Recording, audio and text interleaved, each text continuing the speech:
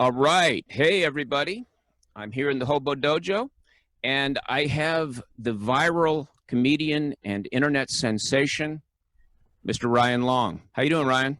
Hey man, I'm good out here in New York, so no stand-up comedy, which sucks, but other than that, things are good. So obviously you've been spending a lot of time joining Black Lives Matter and their protest movement. I know you're a very concerned They citizen, go, young guy. what? Yeah, I actually went to a few of well, when it was first popping off, it was crazy out here. So I went to a lot when there was like the riots and everything, and then every day going by my house, it was happening. But now it's kind of like down to once every 2 weeks or whatever. But it was crazy in New York for a little bit. The entire streets were just packed with people doing all this crazy stuff. So yeah, I know and of course it's the only way anyone's allowed out of the house is if they are officially protesting racism in America. Other than that, please stay home.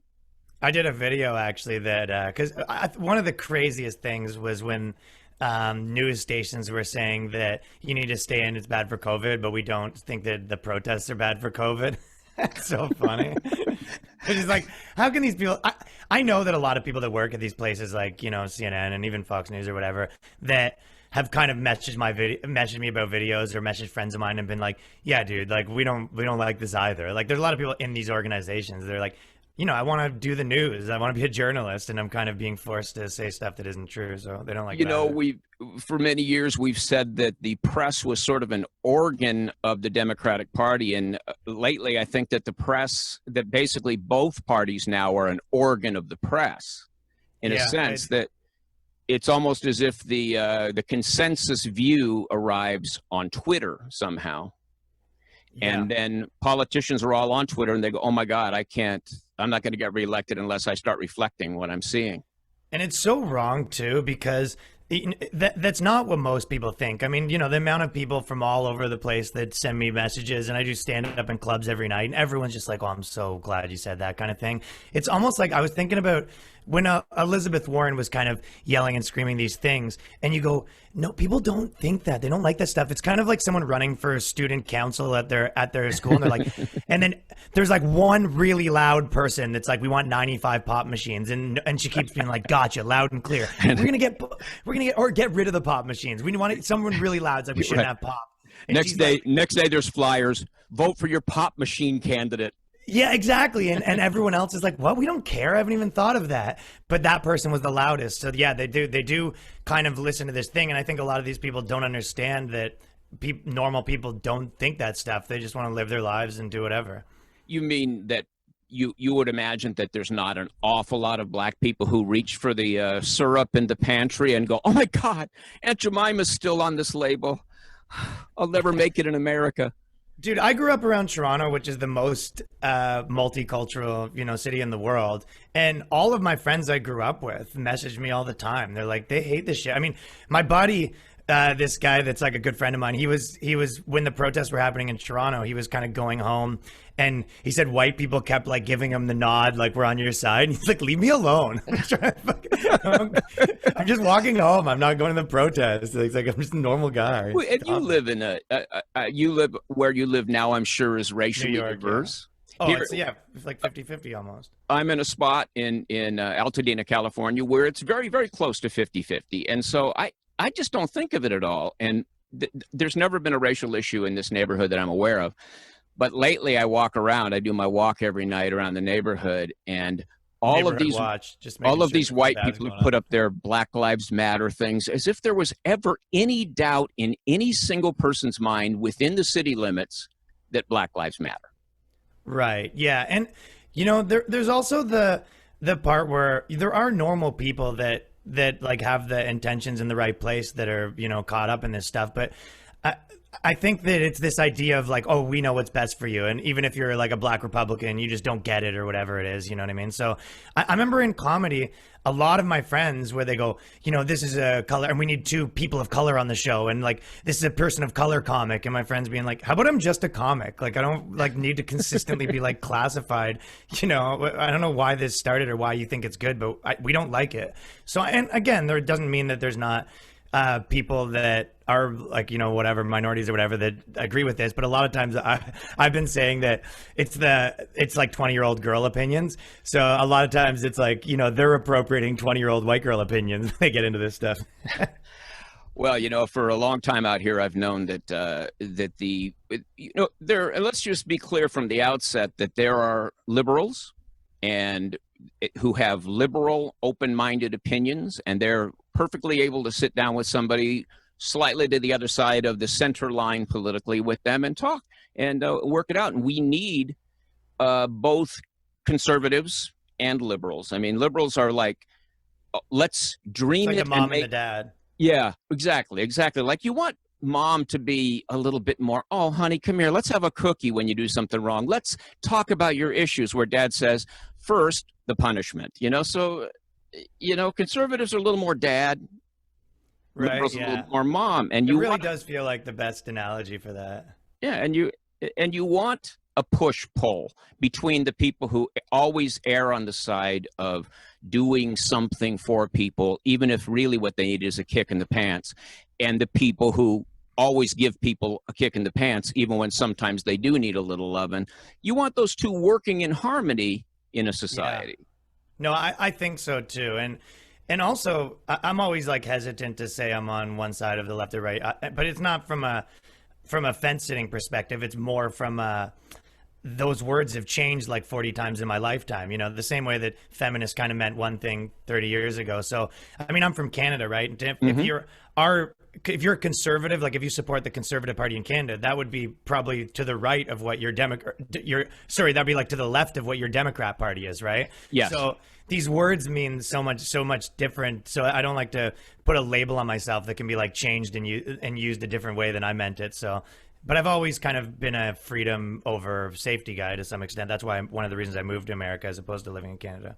Well, yeah, I mean, this whole COVID thing's been interesting because long ago, we used to knowingly go into rifle fire in order that we would preserve a way of life. But now we're destroying a way of life because some people in old folks' homes are in danger. So we're not willing to shed any lives anymore to protect a way of life, if that makes any sense to you. Yeah, it does make sense. Yeah. Instead, we're ready to immediately give up a way of life, give up all of our freedoms in order just to have a marginal amount of safety. Yeah, no, it gives up so much. And one of the biggest problems with the COVID stuff, too, is how much that it's become politicized. Because, like I said, I live in New York.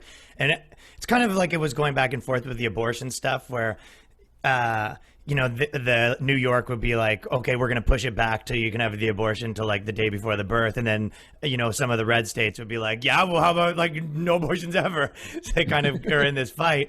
And it feels like the same thing's happening with COVID, where the red states or whatever, I don't know if that's how people kind of talk about them, but the states that would be more like to freedom, they kind of push it. And then even the slightest problem, the left-wing states kind of go so far the other way where they lock it right back down. And I don't know, it's hard. And these politicians right now, all they have to do is go out and say everyone should stay in their house. And everyone's like, this guy's a hero. They go, lock down the bars. And everyone goes, thank you. There's politicians that everyone like hated them before. And now all they have to do is tell everyone, hey, everyone should do nothing. And they go, this guy should be the president. I know. And it's so weird, too, because, I mean, you're part of the culture. I'm a musician. And so I made my living as a house painter. I'm now retired from that. Amazing. But I always played music all through the years. I was in a band in Canada, like a pretty successful one before I ever did this stuff. Yeah. And I understand that the culture is a great thing and it's a fragile thing because all the bars and the clubs and things, and especially something like a listening room, those things were very fragile always. They were always hanging on by a thread. And like Equity Theater and stand-up comedy,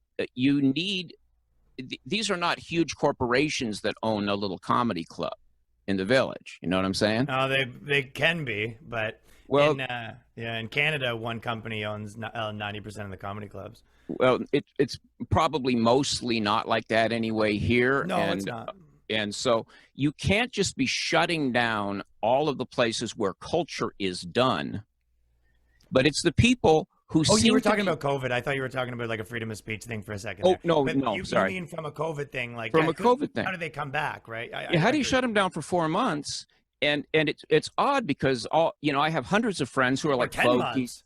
Yeah, I have hundreds of friends who are like singer-songwriter people, and they're the ones that are most determined to keep the lockdown going. And they're like trying to do a concert online, and 12 people are watching, and they don't understand. They sort of think that this is what we want, and the government should facilitate that. So it's like we should stay at home for 12 months, and the government should solve all the problems. But you're like, the government's not always going to be the answer to your problems, and they're a mess just as much as anything else. So they're not going to be able to just give you, they're not going to be able to save this. So yeah, some of those things are disappearing. I've seen that here. Comedy clubs are disappearing, and you're like, that doesn't come back. That 30-year legacy just disappears, and that's the end of it. So yeah, no, it's sad to watch too. We've lost a lot of clubs out here already that have already folded up. They just can't stay afloat. Hopefully we lose a lot of comedians too, then it'll even out though. Well, that brings it around to comedy. And I want to talk to you about your viral video for a second. Sure, yeah. Before I have to lose you, I know you're busy. But right now, Ryan, I'm going to plug in a teaser from your video. I'm going to edit that in. So let's watch for a second, guys. When me and Brad first met, I didn't think we'd get along, but turns out we kind of agree on everything. Your racial identity is the most important thing. Everything should be looked at through the lens of race. Jinx, you owe me a Coke. We both have a lot of opinions about people of color, even though we barely know any. I say colored people, but as long as we're classifying them, we both think minorities are a united group who think the same and act the same. And vote the same. You don't want to lose your black card. Sorry, I don't know. I just think we should Roll back discrimination laws so we can hire based on race again. Jinx, now you owe me a Coke. Hey, tell them what you told me yesterday. White actors should only do voices for white cartoon I've characters. been saying that for years. Stick to your own. Okay, we're back from the teaser that I've given you. I want you to watch it from the link below so Ryan can get paid. All right? This way he doesn't have to copyright claim us, go through all that hassle. Copyright claim. But anyway, that's what Jason, who you just saw on screen a minute ago, except you didn't out there in TV land, he sent that to me the other day, and he goes, "What do you think about this?" He said it was your video. Right. And I go, "I think this guy's brilliant, and I want to talk to him. That's what I think about this." So it's so astute, and I don't want to give the whole thing away for those of you who haven't watched the whole video yet, but of course, you've watched enough of it to know that it's drawing a comparison to the same type of racial segregation that is being driven by an actual racist and by an anti-racist, where they want to, in order to show how pro-black they are, they want to make sure that blacks have spaces to be only with other blacks, for instance. Yeah. I mean, I just, like I said, when you make videos, and I do one every Monday on my channel, so you never know necessarily. Like, to me, this was just another video. Sometimes I didn't realize that it was like so controversial. This is just the same stuff I've always been doing. But I mean, I've been seeing this forever where, like where I grew up in Toronto, Canada, which I almost to some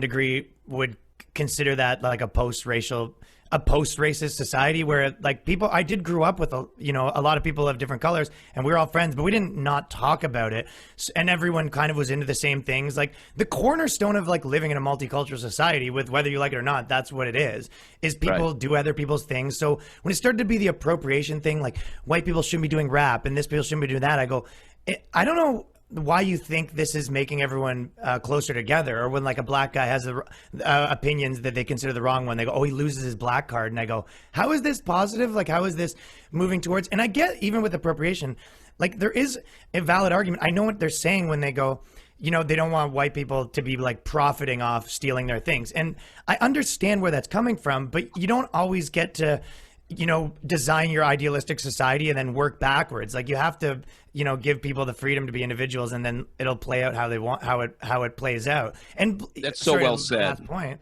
But if you look at what's happening in comedy right now, which when people talk about white people appropriating rap, what actually happened was all these labels kind of, they were set on rock and roll or whatever, and rap was popping off, and the labels were actually not able to pivot. And that's why you have Jay-Z's, Kanye West, like Dr. Dre. You have these people that started labels of their own, and now they're billionaires. So what happens is if you don't, actually it is better when people it's better when everyone kind of likes each other's culture and enjoys each other's culture, and there's things you like about, the same way that guys, there's things you like about women and there's things you don't like about them. Like I can say all my black friends, I go, this is the part of this is the stuff that I love about your culture. This is the part where I'm like making fun of you, and vice versa.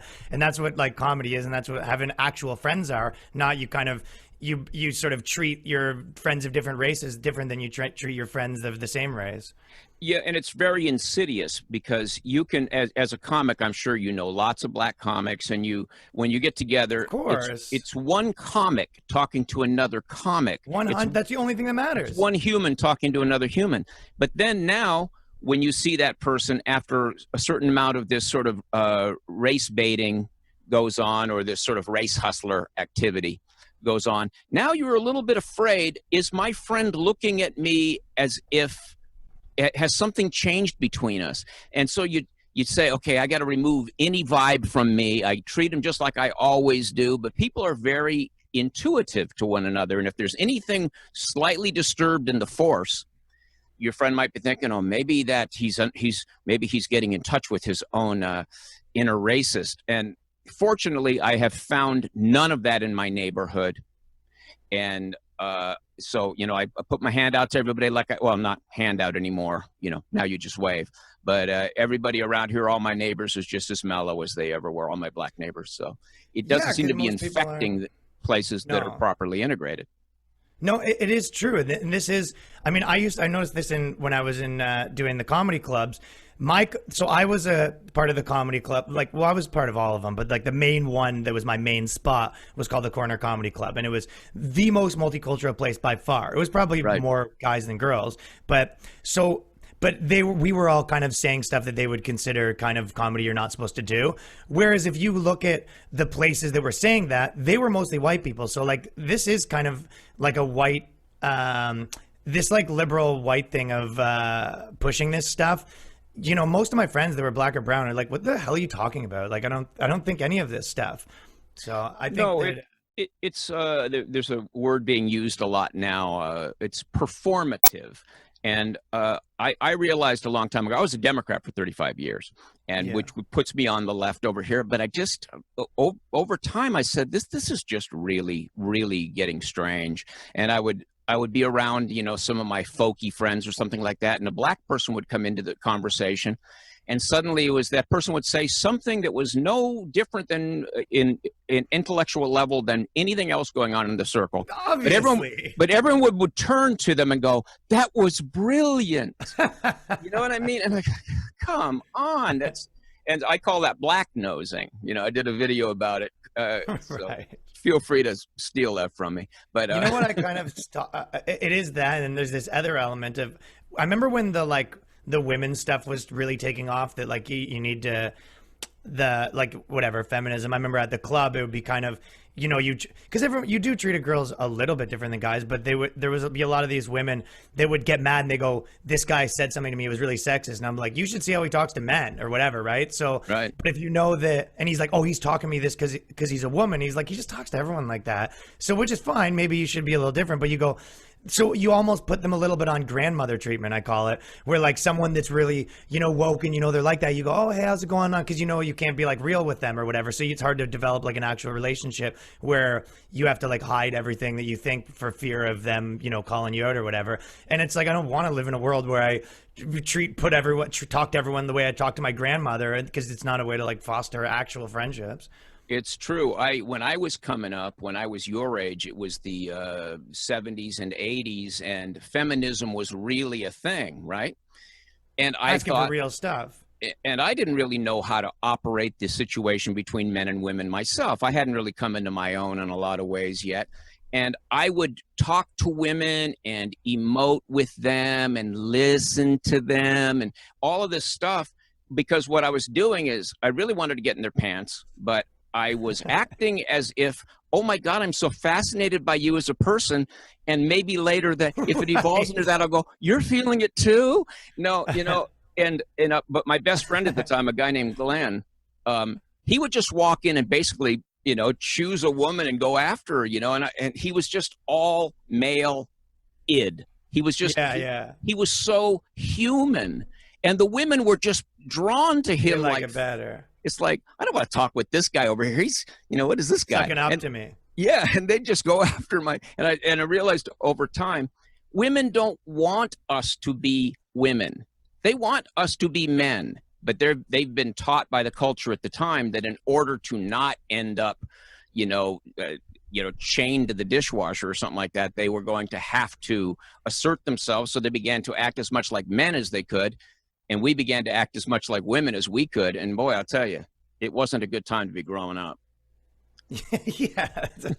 It's a super weird situation. And on top of that, from the feminine male dynamic, because there's lots of stuff at play here, people don't like to be pandered to in any way. And I mean, like doing comedy, you can feel that. But I can even think of an example the other way around where there's a lot of, when obviously there was like feminism was a big cultural thing, and then there was a reaction, and there was kind of like a counterculture that was kind of poking fun at that or whatever. Right. And then there was obviously some girls that got involved in that, and there's a lot of these like, and I would never call myself like a male rights guy. I'm just kind of like always, my podcast, The Boys Cast with Ryan Long, it's just like for dudes, and it's not that I'm like a men rights guy. I'm more just like, yo, dudes rock. So yes, I listened to some of it today, and thanks, man. Most recent one. There's some girls that would kind of come upon that, and they'd be men's rights activists, and they'd be like, men are actually, it's actually worse for men. Like, men are victims. And I'm like, shut up. Like, I'm not a victim. Like, I don't like it even because I don't want anyone to tell me that I'm a victim like that. I hate it. So I'm like, that's why when people are like, oh, if you're black, would you think that? I'm like, well, am I still me? Like, if I'm a girl, do I still have my brain, or am I just a completely different human being? Well, then I'd be different. But if I'm me and I was something else and someone was pandering to me, I still wouldn't like it because I don't like it now.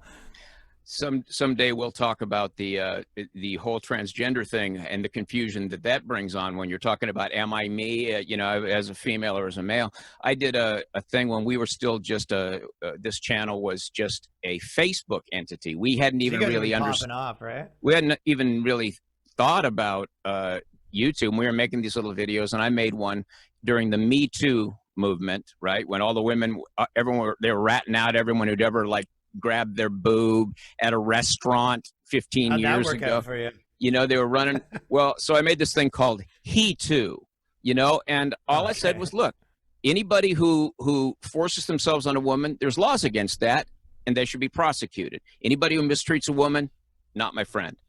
But men have a certain ability to be hurt by women as well. And a lot of guys end up in the friend zone fixing women's cars and putting shelves up at their house for 20 years while she drops him now and then to go off with some other guy. And then she friend zone and he comes flying back. Or there's the women in every bar in every city. Even right now, there's probably a city with a bar open.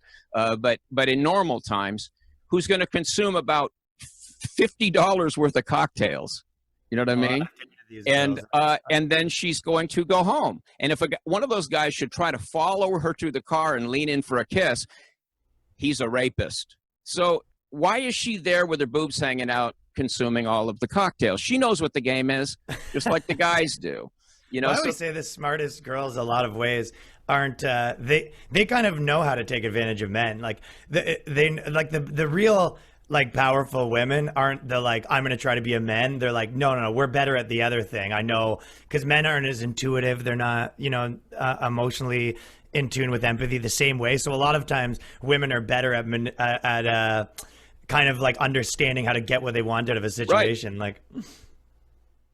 Right. And how is a woman who ends up in middle management making $50K a year at a moderate-sized manufacturing firm somewhere in the Midwest, how is she empowered? And the woman whose husband is a freaking CEO of that same company, and she's living large, spending lots of time with her own children, and has a lot of her days to do whatever she wants to do. How is that woman who is part of the CEO's family less powerful than the woman who's working somewhere down the food chain from him at work? Not only that, she's the main listening and advising unit for that CEO. So she has real power in the real world.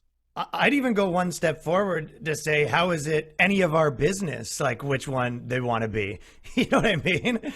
Like, Exactly. that's even more so. It's like, how is one better, one better? It's like, how is it any of your business? Whatever they want to do, that's fine. It's like this constant meddling of like, hey, you shouldn't be doing this. This shouldn't be there. You walk into people's lives and you're like, you shouldn't say that. Hey, you shouldn't make that like, mind your business. Like, it's none of your concern. They just love all these blogs and stuff. They're just meddling. Like, there was one I just covered the other in the podcast you listen to, but they're like, they need more studies in left-handed stuff. And it was just like, just mind your business. Well, then start a lab and you do it then. It's everyone has a lot of opinions on like what you should be making and what you should be doing with your life. It's like, worry about your own relationships. Like, remove the barriers so people can be individual human beings. And then however they choose to congregate, that kind of isn't your business.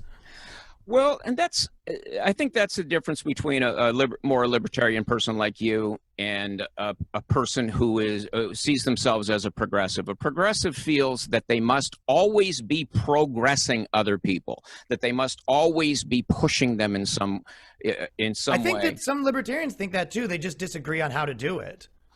Yeah, except what's built into the libertarian philosophy or ethos is that you don't coerce. So they can very much encourage people to do that, but they ultimately can't coerce you.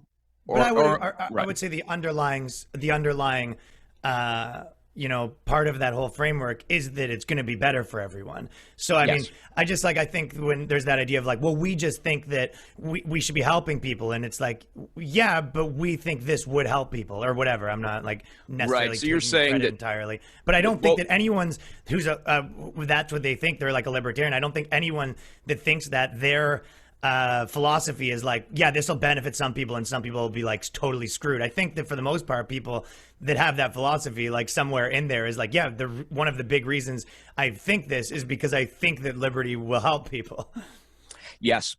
And but I think what I was getting at is just the no coercion. The impulse to do it society-wide. And I guess anybody who forms a libertarian party group, they are aiming at that in some way, that they want to sculpt society in a libertarian fashion. I think what you are the type of guy that just wants to sculpt your own life and influence your own friends and put your opinion out there. And if anyone wants to pick up on it and change their life about it, fantastic. But you don't want to necessarily pass laws to make everybody agree with you. Well, the truth is, I don't have. Like, and it changes day to day. Like, I don't have all of my beliefs figured out entirely on every issue.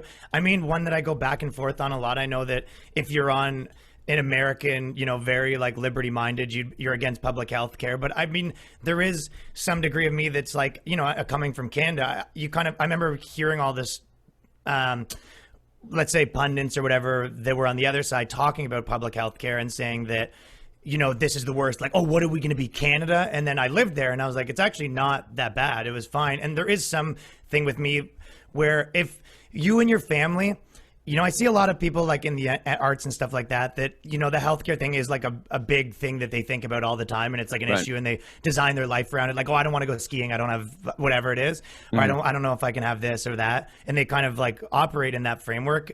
So I think that there is something to be said about if you know that your family's safe, because I think if you know that my family's safe, like especially catastrophe insurance, like I know that I'm not going to potentially break my leg and now I go bankrupt my entire family or something like that. There's something about that being like a scary thing that at least from a catastrophe side, I know it would, if it was here, it would get carried away like it does everything. And now people's psychiatry should be covered and it starts to get carried away like everything else and grows. But I don't know if I'm necessarily against the idea of people having like catastrophe insurance covered for like so their family can't go bankrupt if they have like an injury of some sort or cancer or something.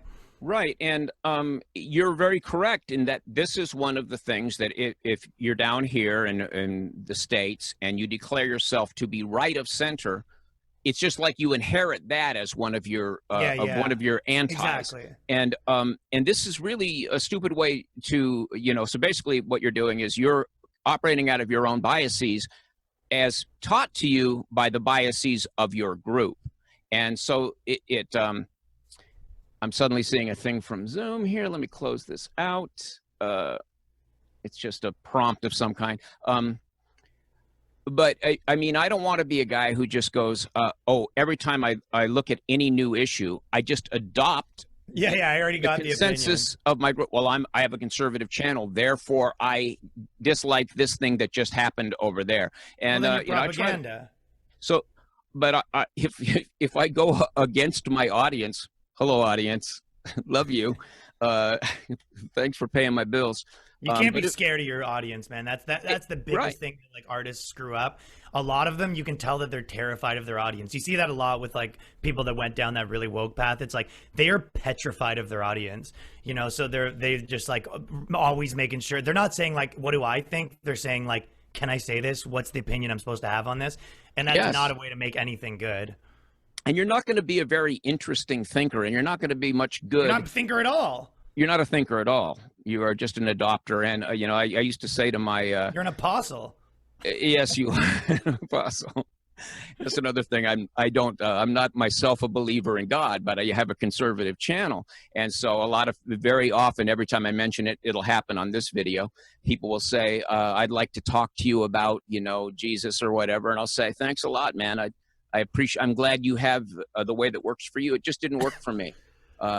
We have a lot of the same values that are generally rooted, say, in a Christianity or whatever. But I just never was a real believer. And but I haven't had people just, I'm off this channel. They'll try to talk me into it or something like that, try to engage me. Yeah, well, that's fine, and I'm fine Nobody's with that. Canceled me. You know what I mean? That's good. So, but no, you're right. But and that is fine. I'm willing to, you know, have conversations about anything. But it's like there is on both sides where, you know, if you end up on one side, which again, I don't think that like the best comedians, you know, are ever gonna, like what you said, have a list of opinions down the road where that's what they think. But when you say something about the one side and the other side's like this, is like, hey, listen, I'm like kind of rallying against dogmatic thinking, like in general. So that comes from either side. Like a lot of times I'm always talking about the people that are super, you know, woke, that have all the, you know, here's my 10 opinions or whatever, and this is what I think of this, is what I think of this. I go, just so you know, if you weren't born in New York City and you have that like brain that just becomes part of like a mob, if you were born in Alabama, like you probably would be the person like protesting, flag burning, and doing all that stuff. Like you would just be this for something else if you were born in a different place. You just happen to be surrounded by people that think this. Right. And, you know, I mean, when you're in the world of comedy, I did stand up for about 6 months. Oh, okay, nice. I was drinking heavily at the time, and you know, like, let's do this. People have this tendency to think, well, I'm funny at parties. You know, I can do that. Then you realize it's a whole like life. You're like, oh, yeah. You're like, oh, I'll do stand up, and then you do it a couple times. You're like, oh, this is a whole thing. But I did go to a lot of open mics at the time, and there was one particular one that I went to called Bliss. It was a little cafe in Hollywood, and you just had kind of settled into the thing that it was known to be where all the black comics went. Nice, and they're funny. So I thought, yeah, I like black comics. Let's go. I love black comedy. Let's go down there. And so I went down there, and and basically the whole night it was one comic after another just making fun of white people, and you know what I mean, and kind of talking like inside jokes and things like that. So I thought, I'm not going up tonight, but I came back. I came back in a couple of weeks, and I started out by saying, oh man, sorry I'm here a little late here, guys. I had to drop by and get my, you know, white privilege payment, and then on the way over I saw a guy that was almost making it, so I had to stop and prevent him from his dreams. And out in the audience, the guys are going, what's this guy saying? And then they go, oh, I get it. And one of the guys says, well, this N-word's crazy, or all right, this guy's all right. And then I was cool. I had made fun of them. They had made fun of me in the stereotypical way. Yeah, you know, that's, I go, like, how friends operate. Yeah, some white people are kind of like that, and if they weren't hitting kind of close to home with me, it wasn't funny. And yeah, it's got to be true. There's got to be some truth there, right? And to get back to your point, if comics are operating out of the 10 approved opinions on 10 approved issues, there's no surprise. And what causes that involuntary laughter to just burst forth from an audience or from any of us, it's the surprise. It's you're hearing something that shocks you a little bit and surprises you and therefore delights you. And comics cannot be. I noticed this when Jerry Seinfeld several years ago said that he wasn't going to play colleges anymore because he felt like he couldn't say things. That's Jerry Seinfeld. He's pretty milquetoast when it comes down to it. And he was already saying, I can't be myself at colleges. I remember saying to a friend, comedians are the bellwether. They're the canary in the coal mine. They are where free speech lives. And we depend on them to go out there and just blurt it out. And when the purpose of humor in the first place, and the gestures and all that stuff. And if we lose the comedians, you know, if one way of life loses the comedians are either going to be intimidated or are going to fight back. And I see the intimidation did come. I remember Bill Burr's special from a couple times ago. It wasn't funny a couple specials ago because you could see he was trying to be woke and he was trying to, you know, and he goes out and starts. He was in Nashville and he opened the special with I remember the Nashville with show. the thing about Trump I kind of respected that he released a special where he kind of like had a lukewarm performance. Like kind of a badass move. But you could see it in him where he was trying to say, well, geez, I mean, trying to figure out I the need culture. to be somewhat woke, and I've seen it. I've seen him struggling a lot. I don't want to psychoanalyze the guy, but I have seen him struggling a little. Yeah. You know, and the reason I always loved him is I never knew what to expect. So I hope he gets his full mojo back. He actually retweeted the video that I did, and he said it was perfect. And then on his podcast, he was saying that like he was like, people were yelling at me for that, and I was like, I don't think Bill Burr understands the Twitter heat that you get for stuff like this. But that's the new game, man. But again, I go. But he's a heavyweight, man. That's good news. Oh, Bill Burr is one of the greatest comedic minds in the history of the world. But there is this element, even with Jerry Seinfeld. There is, you know, there's obviously different generations, and I kind of was getting to what I would consider like the prime of my comedy, and I you know, hopefully keep getting better or whatever. But when I was really like, oh, I'm feeling like confident, like I can kill every night. I've got my perspective down. I'm no matter what the room is, I'm killing. Like we talk about black shows. I like murder a black show, and I do tons of those in Toronto. But there's this element where those people are kind of, I think the thing that some of those people are missing that's a new thing is that a lot of times, no, people aren't that crazy, but there are always a few people there in bad faith. So I think in colleges there is a lot of that. They kind of show up to a comedy show like, let's watch some friggin' comedy. Let's see if you're funny. This guy better not say anything wrong. But most people aren't that. They're just on a date and they're like, oh, let's go watch comedy. So a lot of people are there in bad faith. So you can't pay any attention to someone that showed up to hate you. You have to pay attention to people that are normal people, and they might be one way or the other, and then you know how to, but you have to tune out people that are there to hate you to begin with. It's like your girlfriend's friend that like hates your guts, and you're meeting her and she's like, hi, and you're like, okay, well, I should just probably not talk to her because there's no point. So there's that kind of stuff. And in your mind, there's every possible scenario that she might possibly be thinking of, right, given the source of information about you that she has. Yeah, and if you start listening to what she thinks, then everyone else in the party's like, why is Ryan acting weird tonight? Because he's trying to impress this like one person that hates them. It's like, you can't do that. You have to be who you are if you want to be a real like artist or cultural thinker or anything like that, I think. One of the best pieces of wisdom I had when I was a young performer and starting to take my own songs on stage and, you know, playing in front of a crowd was somebody had said, remember one thing, when you go on stage, remove all apology from your manner. I'm not sure who originated this quote. And it doesn't mean that when you do something wrong, you don't apologize. It means that you don't walk into a room already cloaked in a sense of apology. Oh, it's gross. Yeah. And it really takes you away from your male mojo and away from just your natural charisma, whether you're a male or a female. Yeah. Or one of the 57 other. So that exactly what you said in the context of, you know, current culture is this idea that the media or the, you know, mainstream comedy or mainstream entertainment kind of has this, here are the 10, you know, woke opinions or whatever. Right. And that's the thing that you think. So it's almost like most artists, if they're going to say anything against that, they start from a place of, I know I'm not supposed to say this, but like maybe. So they're defending their position in the context that that's the position you're supposed to have, where I think what people like me, and there's a few others or whatever, a bunch of others, like there's a million good comics, but like I think some of the people that are, you know, whatever people are resonating with right now aren't doing that. So I'm not saying like, hey, I know you're right, but this is what I think. I'm just saying, here's what I think. And if you disagree, you can defend yourself from first principles against me. And you sort of flip the script where you say, no, in this room, my opinion is going to be the standard opinion. And if you disagree, you can explain how you got to why you're wrong. So instead of, which makes people tell you their points from first principles, and a lot of people don't. It's kind of like religious person that like they don't actually understand the Bible. They just know what they think. You make them pitch themselves rather than you be pitching yourselves. And you kind of, when you flip it like that, I think there's a lot of power in being able to say your opinions that way. That's right. And additionally, there are certain things, laughter is one of them, that are not that are sort of involuntary responses.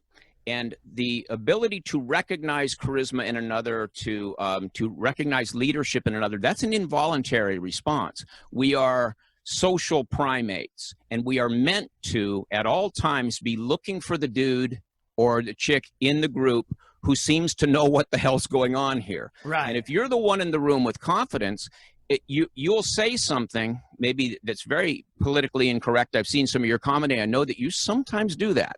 And people will doubt themselves if you're not doubting yourself. That's 100% accurate, and they can sense it. And to go back to the girl guy thing, like it's kind of one of those things when I was saying that there's certain things that girls are better at. They can sense that the most. Like they can sense bullshit. I mean, lots of guys can too, but like girls can tell before you've even said anything if this guy stands on the stage and he's like he's not confident in what he's saying and all that sort of stuff. Yeah. So you lose them before you've even said your first word. Yeah. Wow. Ryan, I'm aware that you have other things that you have to do today, and I don't want to hold you too long. Is there anything else you'd like to talk about?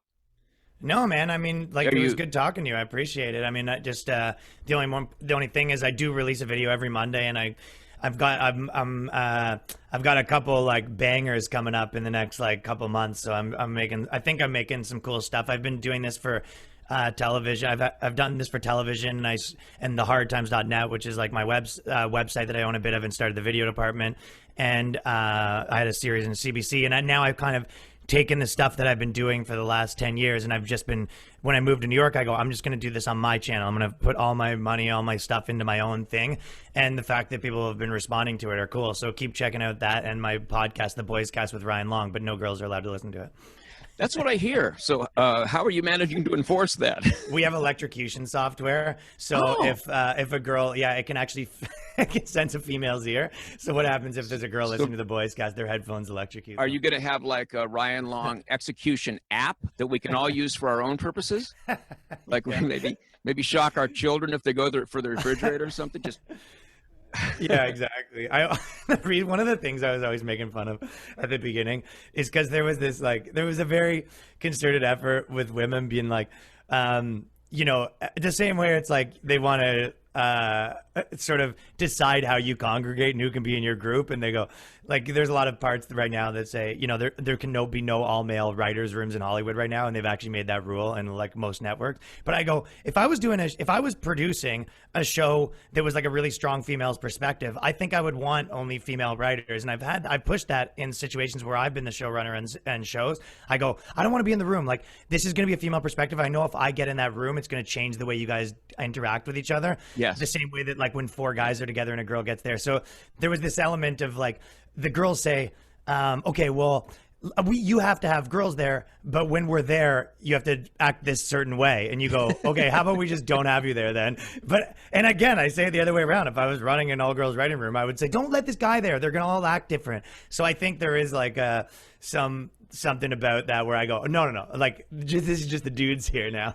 All right, brother. Well, hey, yeah, man, thanks for having me on. I'm glad it worked out. It was great to meet you, and all of you out there who listen to this channel and listen to this podcast, such as it is, check him out. Check out Ryan Long. Ryan Long Comedy. I'm putting all my guns into there too. I'm dropping cash. I'm making some big videos. This week I got just a solo video, but the next week I'm doing a cool one about SpongeBob being gay stuff. Do you think SpongeBob is gay? I don't give a crap. Give less of a shit. All right, brother. I'm going to say goodbye now, and I'm going to shut the recording off right now. Thank you. Thanks, buddy. See you later. Thanks for watching. If you like this video, subscribe to our channel and then click the little bell to get notifications.